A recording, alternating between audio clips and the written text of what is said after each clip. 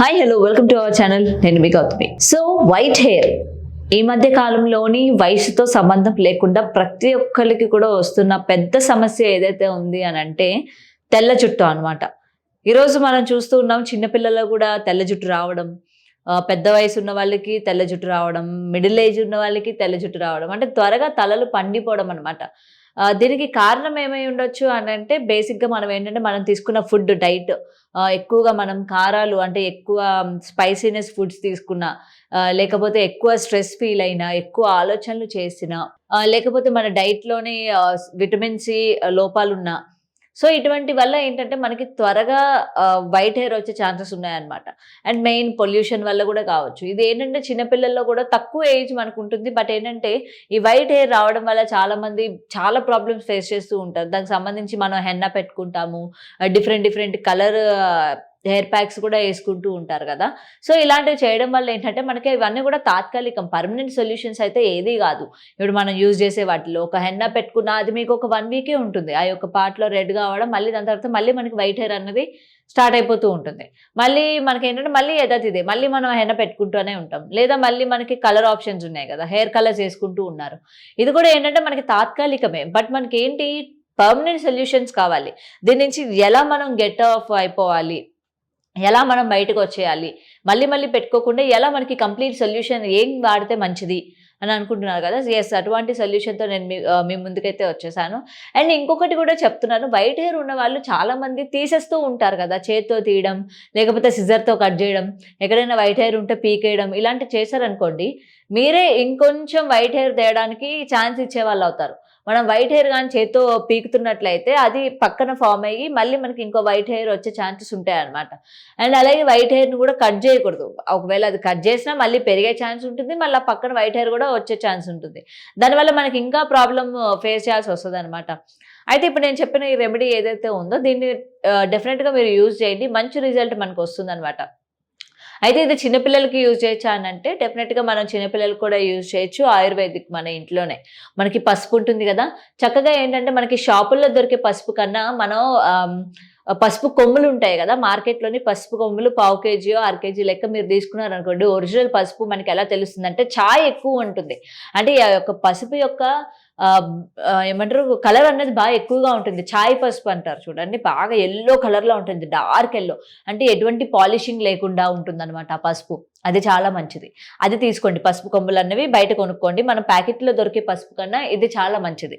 So ఆ పసుపు కొమ్ములు కొనుక్కొని చక్కగా పౌడర్ కొట్టుకోండి. పౌడర్ కొట్టుకున్న తర్వాత ఆ యొక్క పౌడర్ ఏదైతే ఉందో మనకి ఇనుప కళాయిలు ఉంటాయి కదా, ఆ ఇనుప కళాయిల్లోని ఈ పసుపు వేయండి. పసుపు వేసి సిమ్లోని రోస్ట్ చేయాలన్నమాట. మనకి ఆ యొక్క పసుపు అనేది డార్క్ బ్లాక్ కలర్లోకి ఫామ్ అయిపోవాలి. డార్క్ బ్లాక్ కలర్లోకి టర్న్ అయిపోయినంత వరకు మెల్లగా ఏపుతా ఉండండి. మంట ఎక్కువ పెట్టేశారనుకోండి మాడిపోయి పొగలు వచ్చేస్తూ ఉంటుంది. తర్వాత ఆ యొక్క రెమెడీ మీకు యూజ్ అవ్వదు. కాబట్టి సిమ్లోనే పెట్టి ఒక 20 to 25 మినిట్స్ అయినప్పటికీ మీరు స్టవ్ దగ్గరే ఉండి దాన్ని మంచిగా ఫ్రై చేసుకోవాలన్నమాట, బ్లాక్ కలర్లోకి వచ్చినంత వరకు.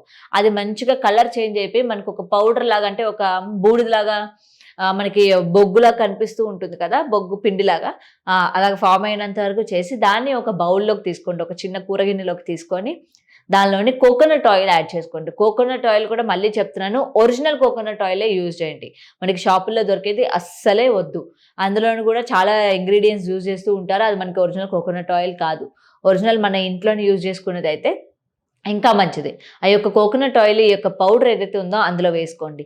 వేసుకొని బాగా పేస్ట్ చేసుకోండి, ఓకేనా. మరీ వాటర్ లాగా చేసేసుకోకండి, కొంచెం ముద్దలాగా చేసుకోండి. మనకి ఇలాగా చుడితే ముద్ద వచ్చేటట్టు మంచిగా చేసుకొని ఆ యొక్క పేస్ట్ ఏదైతే ఉందో మీకు హెయిర్కి అప్లై చేసుకోండి. ఇగోండి ఈ యొక్క మొదట్లోనే అప్లై చేయండి, బయట అప్లై చేయడం కాదు.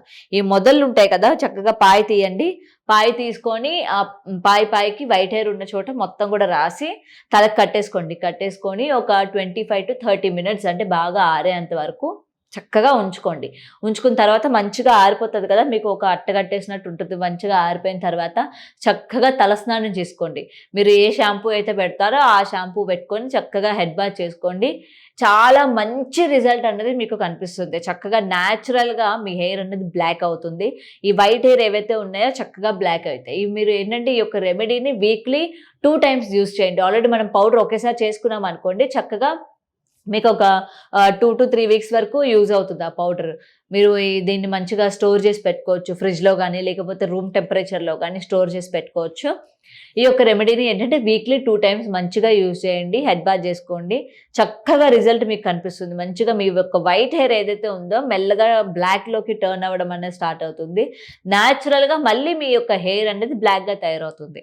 సో, ఇంతకుముందు మనం పూర్వకాలంలో చూస్తా ఉన్నాం. 60 సంవత్సరాలో, 70 సంవత్సరాలు వచ్చేటప్పుడు తెల్ల వెంట్రుకలొస్తున్నాయి. కానీ ఈ రోజుల్లోనే మనకి పుట్టినప్పటి నుంచే పిల్లలు సంవత్సరం నుంచే లేకపోతే నెలల పిల్లల నుంచే మనకేంటంటే ఈ తెల్ల జుట్టు అన్నది వాళ్ళలో కనిపిస్తూ ఉంది.